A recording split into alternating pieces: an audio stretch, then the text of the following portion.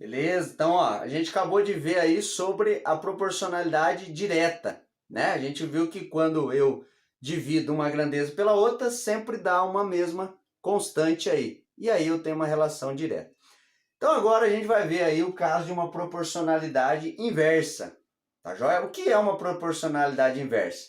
Também tem que existir essa constante, tá? Essa constante tem que ser a mesma em todas as correspondências 1 a 1, tá joia? Só que em vez da gente dividir as grandezas, a gente vai multiplicar uma grandeza pela outra.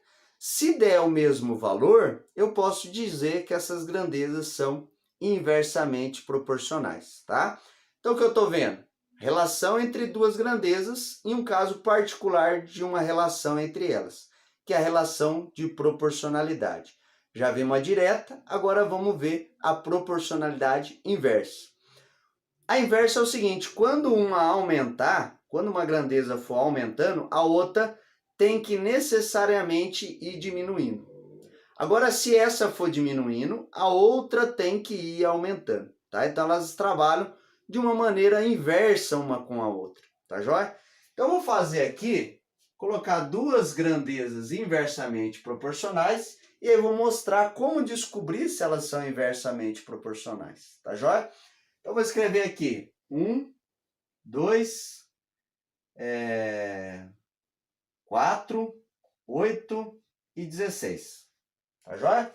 E aqui desse lado eu vou colocar 16, 8, 4, 2 e 1. E aí eu pergunto, esse cara aqui está aumentando, tá? Então esse cara aqui eu vou colocar uma seta que ele está aumentando. E esse cara aqui está diminuindo. Então eu posso falar que eles são, existe uma relação inversa, tá? Mas, além dessa relação inversa, será que existe proporcionalidade? Porque a proporcionalidade é um caso mais, vamos dizer assim, mais específico, né? Eu quero saber, além de essa aumentar e essa diminuir, será que elas diminuem e aumentam na mesma proporção? O que é na mesma proporção? Será que existe um valor, tá, que relaciona essas duas aí, chamada constante de proporcionalidade? Então vamos lá. Se eu tiver esse caso aqui, onde essa aumenta e essa diminui, pode ser um possível caso de proporcionalidade inversa. O que eu preciso fazer? Olhar cada correspondência aqui de número e eu vou multiplicar esse número com o correspondente dele. Ou seja, eu vou fazer x vezes y. Se nesse x e esse y der sempre o mesmo valor, eu vou afirmar para vocês que existe aí uma proporcionalidade e, além disso, é uma proporcionalidade inversa, tá? Então, vamos lá. 1 vezes 16 deu 16. 2 vezes 8, opa, 16 também. 4 vezes 4, opa, 16 também. 8 vezes 2, 16 também. 16 vezes 1, opa, 16 também. Então, ó, existe aqui uma constante, constante também de proporcionalidade, só que nesse caso é uma proporcionalidade inversa. Então, quando eu multiplico esse x por esse y, tá dando sempre esse valor aí, 16. Tá joia?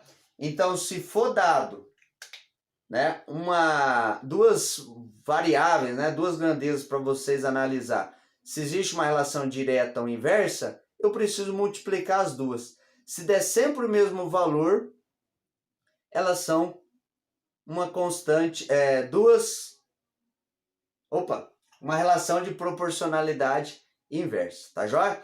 Então agora vocês vão tentar fazer aí a atividade 1 do caderno do aluno, que é apenas dizer se existe proporcionalidade ou não entre essas duas grandezas que está sendo dita aí, tá joia? Vocês devem pensar assim, se essa aqui aumentar, a outra aumenta também? Se essa aqui aumentar, essa aqui também diminui? Só que na mesma proporção?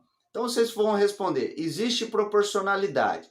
Se existir proporcionalidade, diferenciar se é inversa ou se é direta.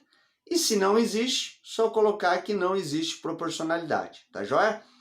Então boa sorte aí nessa atividade 1 do caderno do aluno. Vou estar fazendo um vídeo aí explicando a letra A depois, tá joia? Abraço!